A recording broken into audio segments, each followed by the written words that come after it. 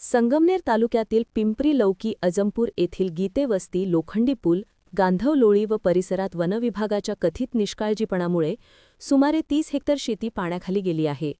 यामुळे शेतकऱ्यांचे हातातोंडाशी आलेले पीक पूर्णपणे सडून गेले असून जनावरांसाठी चारा मिळणेही मुश्किल झाले आहे। संतप्त शेतकऱ्यांनी तातडीने पंचनामे करून नुकसान भरपाई देण्याची मागणी केली आहे। प्राप्त माहितीनुसार वनविभागाने 7 ते 8 महिन्यांपूर्वी पिंपरी लौकी अजमपूर येथील वनक्षेत्रात एक तलाव बांधला होता। मात्र या तलावाला सांड ओव्हरफ्लोसाठीची व्यवस्था काढण्यात आली नाही। त्यामुळे पावसाचे पाणी वाढल्यावर तलावातील पाणी नाल्यातून ओव्हरफ्लो होऊन थेट शेतात शिरले। यामुळे आजूबाजूच्या सुमारे 30 हेक्टर क्षेत्रातील पिके पाण्याखाली गेली आहेत। भीमराज गीते आणि सीताराम गीते यांच्यासह परिसरातील अनेक शेतकऱ्यांनी सांगितले की पाण्यामुळे त्यांची सर्व पिके सडून गेली आहेत। हातातोंडाशी आलेली पिके वाया गेल्याने शेतकऱ्यांवर मोठे संकट कोसळले आहे, असे त्यांनी म्हटले आहे।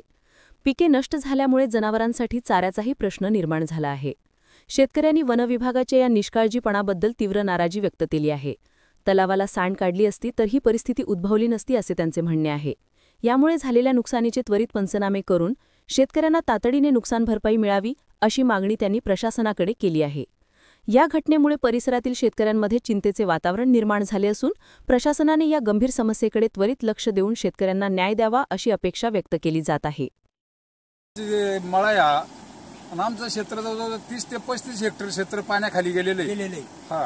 आणि पाणी जरी इथं दिसत असेल पण यांनी कमीत कमी 1 किलोमीटर पर्यंत क्षेत्र बाधित केलेले आहे। आमचं गुजवा कॅनल ते दाड ते खळीची पिंपरीची शिवेपर्यंत आमचं अख्खं टोटल पाण्यात क्षेत्र गेलेले आहे। मे महिन्यामध्ये एक नाला बिल्डिंगचं काम केलंय आणि त्याची सांड खूप वर ठेवली। आम्ही त्यांना सांगितलं तर पाणी जाणार नाही, त्यांनी ते आमचं न ऐकलं आणि पाण्याचा बॅकवॉटर तयार होऊन उलट्या दिशेला ते तळं फुटून आमची आतोनात नुकसान झालेली आहे। आमचे सगळे पिकं पाण्यात आहे।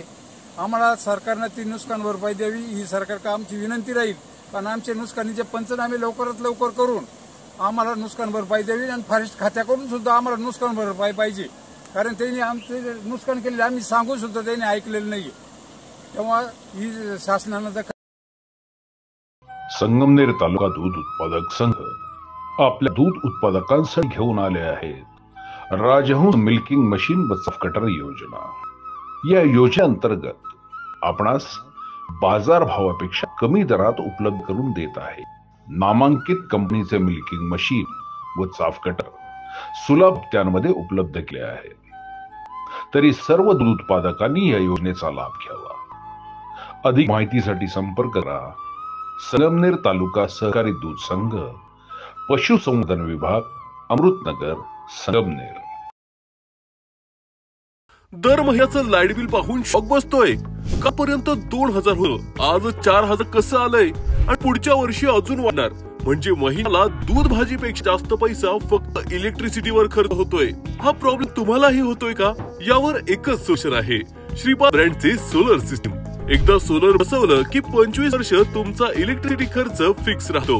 ना वाढणार बिल ना पॉवर कट आणि तुमच्या छतावरची रिकामी जागा थेट मनी सेव्हिंग मशीन बनते। मी आहे प्रवीण, प्रमोद एंटरप्राइजेस मध्ये तुमचा विश्वासू पार्टनर। आम्ही आधीच अनेक घरं, शॉप्स आणि बिझनेसला इलेक्ट्रिसिटी खर्चात हजारो रुपयांची बचत करून दिली आहे। तर मग वाट कसली बघताय? आजच तुमचा सोलर सेव्हिंग प्लॅन स्टार्ट करा। खाली दिलेल्या व्हॉट्सअप नंबरवर लगेच मेसेज करा आणि फ्री साईट सर्वे बुक करा। अधिक माहितीसाठी संपर्क